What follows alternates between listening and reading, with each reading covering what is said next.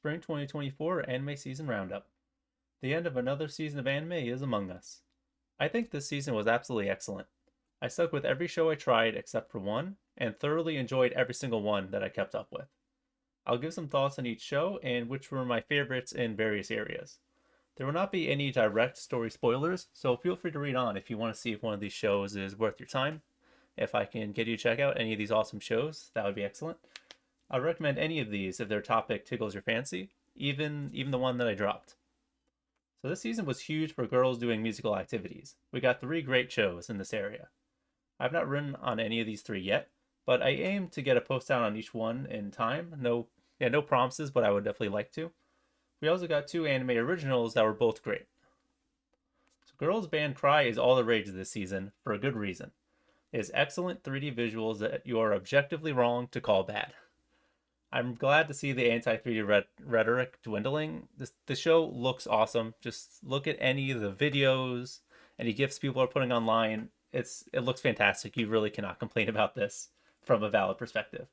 The interpersonal drama between the characters is really great, with the show having this strong, aggressive energy that is very engaging and makes it stand out from most of the others girls band type shows. Characters are practically getting into arguments or throwing things at each other every single scene. I really like this aspect of it, and the post I plan to write will likely focus heavily on that. The music side of things, both in terms of the actual music and the visual portrayal of the performances and stuff like that, are both excellent. I hope there will be a legitimate way to watch it in English soon. They're really dropping the ball on that. If you didn't know, there are currently not any streaming platforms that are hosting it. So hopefully that will change. Jellyfish Can't Swim in the Night is the first of the two anime originals that I watched this season.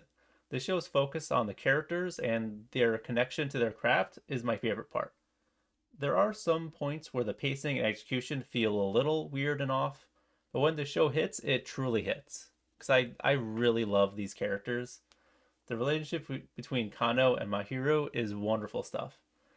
As long as it comes together, I would like to do one solely going into detail on my favorite Kui as a character.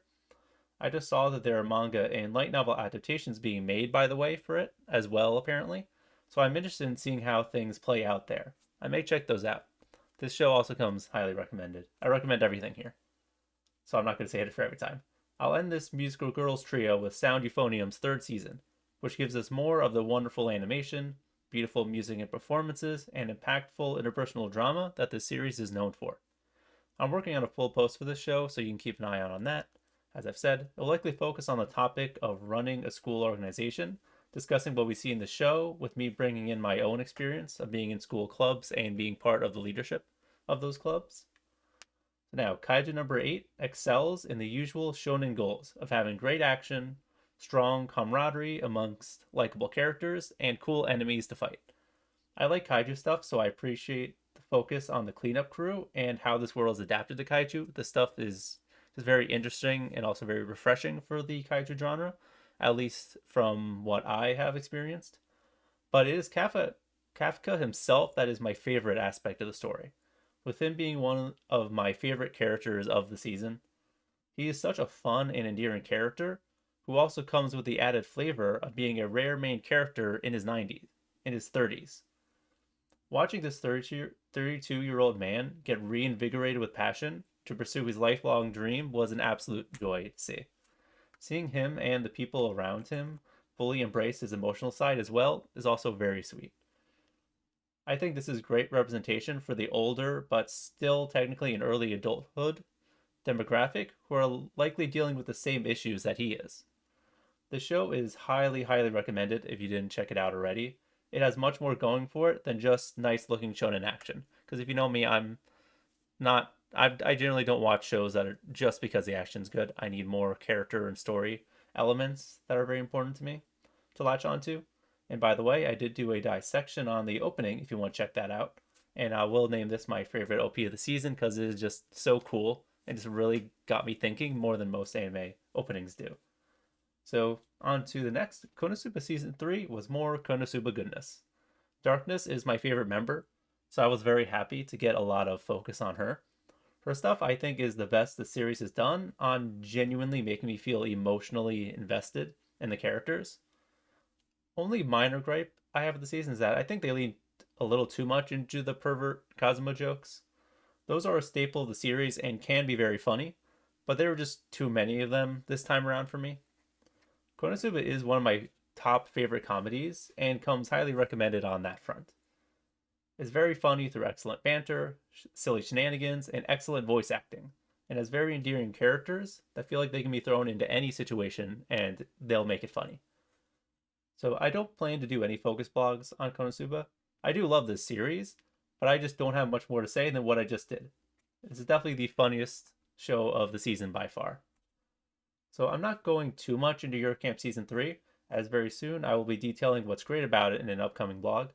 All the praise I give there will be relevant to Season 3 and the series as a whole. So the only thing really notable for this season specifically is the change in studio.